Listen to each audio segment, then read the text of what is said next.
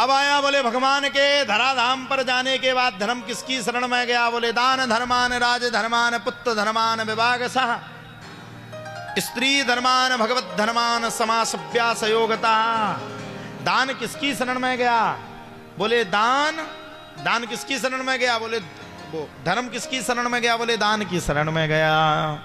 क्यों गया? बोले महाराज अरे बोले सीधी सीरियस बात है, धर्म को नहीं पहचान पाओगे तो गड़बड़ी है जाएगी। धर्म तो दान से ही टिका है। अब आप लोग दान ना करो तो क्या हो, लाइटें जलत रहे। दान करने से ही सब कुछ होता है। तुलसी पंचिन के पिए घटे न सरता नीर, दान किए धन न घटे जो सहाय रघुवीर। दान करने से कभी धन नहीं घटता है, दान करने से धन बढ़ता है। ये सब बातों को सुना। अब सूत जी महाराज 88,000 ऋषियों को आगे की कथा सुनाने लगे। द्वापरे समुन प्राप्ते, द्वापरे समुन प्राप्ते, द्वापर का अंत था और कलयुग का प्रारंभ था। वेद व्यास जी महाराज ने 4 वेद 6 7 17 पुराणों को लिखा, लेकिन अब भी मन में शांति नहीं। अभी भागवत नहीं लिखी, बैठे थे चिंता में बैठे। मन जब आपका चिंतित हो, ध्यान रखना, कभी कभी आप लोग घर में बैठ जाते हो, मन आपका चिंतित रहता होगा। चिंतित हो तो समझ लो कोई घटना बढ़ने वाली है। वेद व्यास जी महाराज विराजमान थे। अब नारद मुनि चले आ रहे थे बजाते हुए, नारायण नारायण कहते हुए चले जा रहे थे। और जब नारद मुनि ने वेद व्यास जी महाराज को आता हुआ देखा तो आकर के जैसे वेद व्यास जी को देखा तो नारद मुनि रह गए। अरे वेद व्यास जी, वेद व्यास भगवान आप आज चिंता में बैठे, क्या दिक्कत है गई? अब सुनो, वेद व्यास जी महाराज बोले भैया हम तो चिंतित हैं, 4 वेद 6 7 17 पुराणों को लिखा, हमारे मन में शांति नहीं। नारद मुनि बोले तुमने वो काम किए ही नहीं जो तुम्हें करना चाहिए। बोले कौन सा? बोले तुम्हें अब पीलिया, किसी को पीलिया हुआ हो तो इंजेक्शन काय का लगेगा? बताओ भैया, काय का लगेगा? काय का लगेगा? पीलिए को। और कोरोना का लगा दे तो फिर तो गड़बड़ हो जाए, फिर रिएक्शन हो जाएगा, परेशान हो जाओगे। नारद मुनि ने भी कहा, बोले वेद व्यास जी जिन जिन ग्रंथों को आपने लिखा है ये सरल ग्रंथ नहीं है। कलयुग में इतना टाइम नहीं है आदमी के पास कि सरल इतने बड़े बड़े ग्रंथों को। अब कलयुग में किसके पास टाइम है? अभी बीच में देखो माताएं बहनें अपने अपने फोनों को चला रही, नीचे मुंडी करके हैं, सब चला रही है, टाइम नहीं। यहां देखो कोई ना कोई बिजी है। कलयुग में कथा सुनने का समय किसके पास है? बोले महाराज ऐसी कोई दुर्लभ कथा करिए जिससे आपका कल्याण हो। वेद व्यास जी महाराज बोले अब तो विस्तार पूर्वक बताओ। नारद मुनि कहते हैं सुनो वेद व्यास, पूर्व जन्म में मेरा जन्म एक दासी के पुत्र के रूप में हुआ।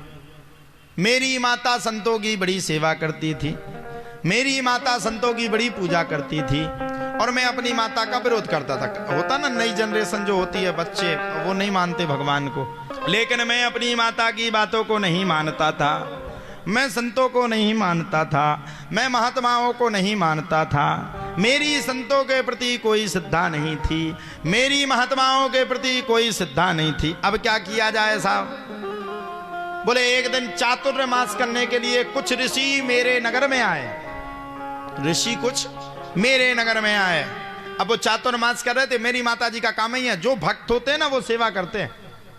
अभी यहां भी देख लो, कोई ना कोई भक्त होगा वो सेवा जरूर करेगा, और जो भक्त नहीं होते वो दूर भग जाते। नारद मुनि कहते मैंने अपनी मैया का विरोध किया। मैया तुम्हें शर्म नहीं आती? तुम किसी के चक्कर में पड़ जाती हो, किसी के चक्कर में है जाती हो, और संतों की विद्वानों की सेवा करती रहती, कोई फायदा तो मिलता ही नहीं।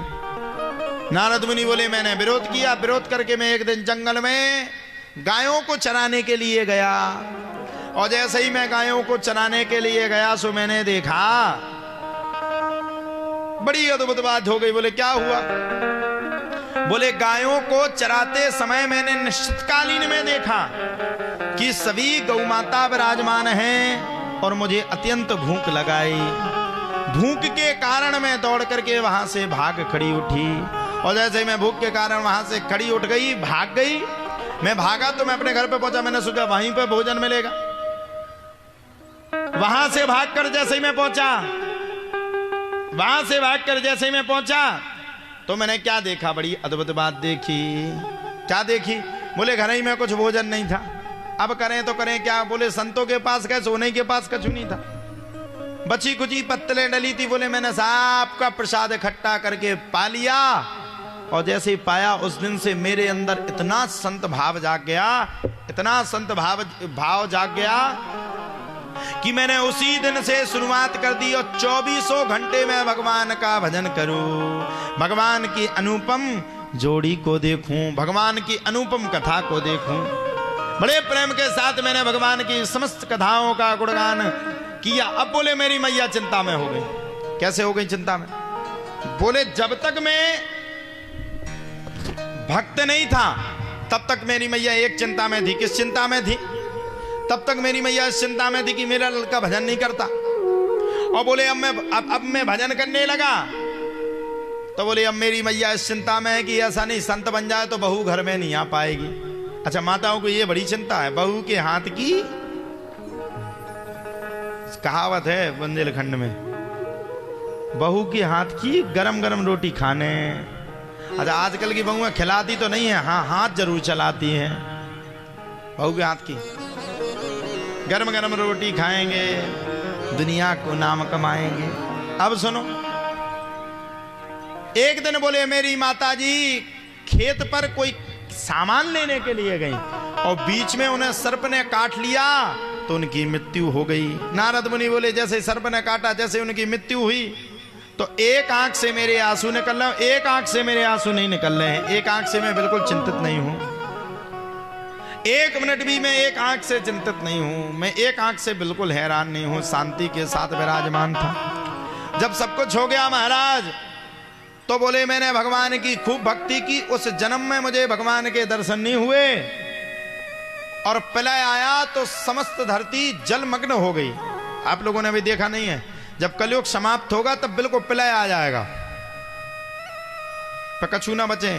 तो मोन्ना जोन गाड़ी माड़ी हो, ओडी बोलेरो फलेरो सब चली जाए, फोन होते ना आजकल वो 1-1 2-2 लाख के, वो भी चले जाएंगे, कछु नहीं बचेगा, तुम भी डूब जाओगे, धन दौलत भी चली जाएगी। अच्छा, वो प्लाटों के पीछे कभी कभी लड़ाई हो जाती, ये प्लाट हमारा, ये प्लाट तुम्हारा, ये प्लाट तुम्हारा, ये भी सब चले जाए, ये किसी का नहीं है। जिंदगी एक किराए का घर है, एक न एक दिन बदलना पड़ेगा।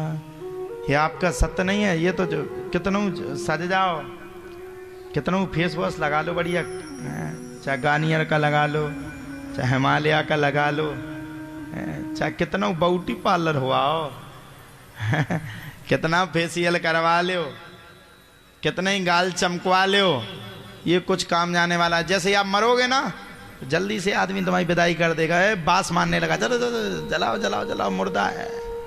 बताओ, जिस शरीर के लिए पूरा जिंदगी निकाल देते हो वो शरीर 24 घंटा घर में नहीं रख सकता कोई, रात भर भी रखनी पड़ती तो बर्फ की सिल्ली मंगानी पड़ती है, तब जाकर के आप लोग रात भर ठहरते हो। उसी शरीर के गुरूर में अपने पूरे जीवन को जीते हो।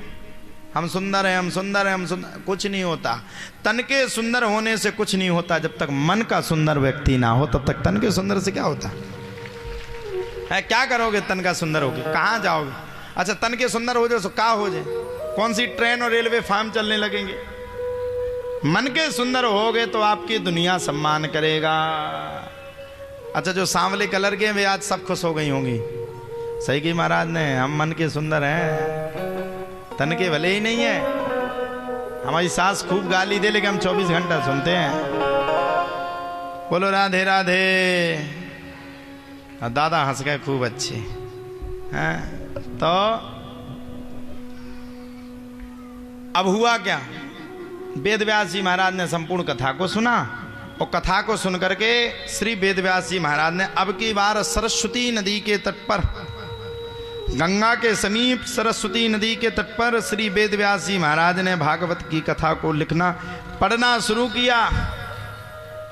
और इसके बाद वाचन को जैसे ही पढ़ना प्रारंभ किया वैसे ही वेद व्यास जी महाराज ने बड़े प्रेम के साथ एक सांस में गणेश जी भगवान के सामने भागवत जी की संपूर्ण कथा को लिखा, भागवत की संपूर्ण कथा का वर्णन किया और वर्णन करके श्री वेद व्यास जी ने 18,000 श्लोकों से भद्द भागवत जी की कथा को लिख डाला।